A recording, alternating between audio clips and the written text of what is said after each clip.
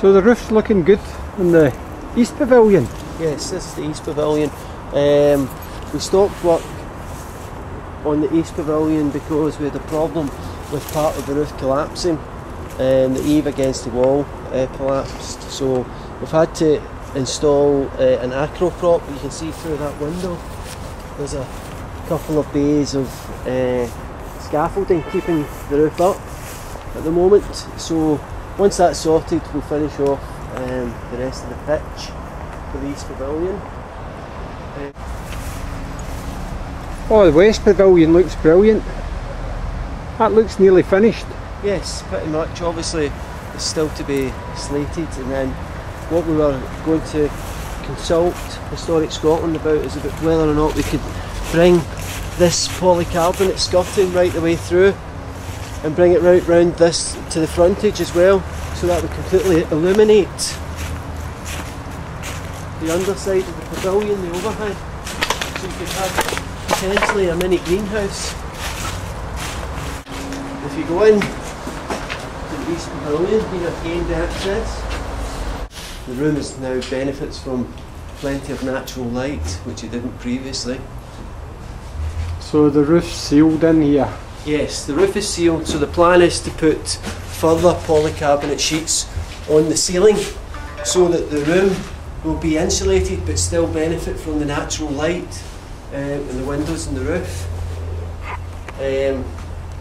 What we wanted to do is retain the suspended floor, so we're just waiting for that to dry out, and that's a process of a couple of months obviously. And then we'll clean it out, and then at this side you can just make out a closed-in fireplace which we're going to reopen and reinstate, and then fix the chimney as well at the top, so that we can get a wood burning stove in here, and this will give us a wee place to gather in the winter.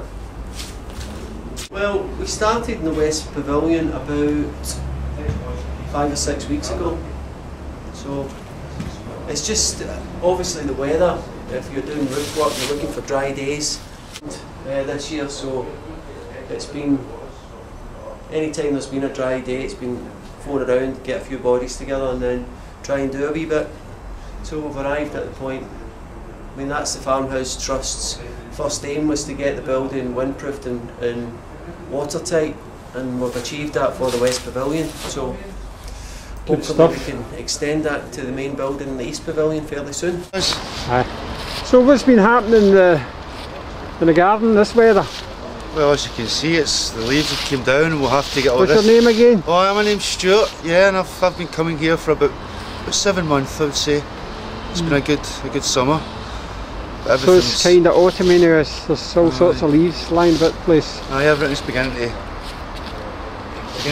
fall apart actually, you know what I'm saying? We need to get all these leaves tidied up. A lot of tomatoes that still need to be watered and things. But they're still growing tomatoes at this time of year? Yeah, there's tomatoes in there. We're really in the polytunnel. Well, it looks like the kind of work I could be doing, you know, just shoveling and tidying up. That's a good idea. Because I don't have much an arm in the old planting and growing thing. Well, I've started going to a class on a Thursday night, if you wanted to start going to it.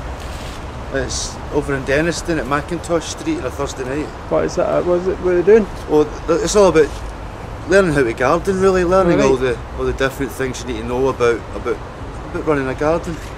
So I go there every Thursday night about 8 o'clock. I suppose that's the thing about the winter time, that's the time to start doing stuff like that.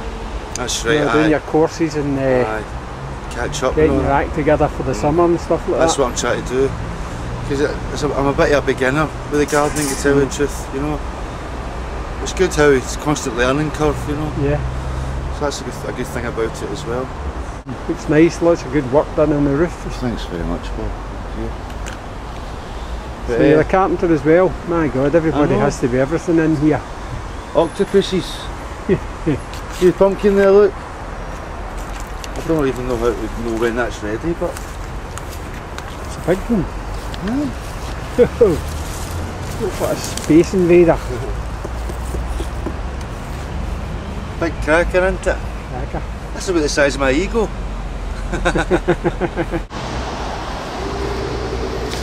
Hi Mike. Hi there, how you doing? So this is what they call the lean-to. Yeah, this is our lean-to. We're not finished yet. This is the biggest lean-to I've ever seen. Well, what we're doing is, it's like there are a lot of vegetables we can't grow in the summer months in Scotland because it's so cold and damp. So we thought if we built a nice big greenhouse, that it could be an all-purpose kind of lean-to where we could do potting, building like pots and window boxes, and educating the young about that organic veg is better for you than canned goods.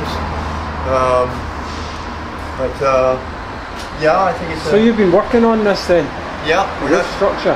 we're not finished yet. We're going to be building a porch on this side with a big door, and we're going to have sliding doors here, and it'll go back another 20 feet to that side, and we'll enclose it, and it'll be one section will be for growing things that are really hard to grow in Scotland, like asparagus and tomatoes and things that are delicate, and the other section will be for building maybe meetings, communal, like if the word gets out, we can maybe have venues of people coming and having the discussions in here.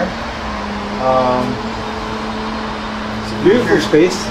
And Richard is going to be building solar panels so we have free lighting. Brilliant. And that will be really good. Better go and see Richard then. Aye. Solar panels. Aye. When did this go up? About a month ago, give or take. Have we had much sunshine since then? No, not really, not enough anyway. It's been working in the summer, well you call it a summer. So what are you going to do here? Are you going to cover this in solar panels? Well, the feeling was perhaps we'd fit at the other end there, with a similar module really, and use this to charge car batteries which are located inside the container, and use it to run lights and whatever have you really, light duty stuff throughout, maybe throughout the autumn next year. So did you build these things? Well, yes. I soldered the panels, soldered the cells together. 72 in there. 72 cells, so Yes. each one of these wee things is a cell. That's right, yeah. Each And one produces roughly about half a volt. You need They about, kind of link together. yes, in series, to give you approximately 18 volts open circuit. It gets very technical, sorry about that really. But each pair of those terminals will charge a car battery quite happily in bright sunlight really. It'll charge a car battery. Yes. That's pretty powerful, isn't it? It doesn't take much. Yes, it'll do the job anyway. So what's happening with the wind turbine, Richard? Not an awful lot at the moment, but we hope again to have that rigged up to a bit of complicated electronics and charge another bank of car batteries. It's a bit complicated because unlike the solar panels, the output from the wind turbine varies from virtually nothing, as you see now, to about 48 volts full pelt, and everything in between. And each car battery needs a fixed voltage somewhere around about 13-14 volts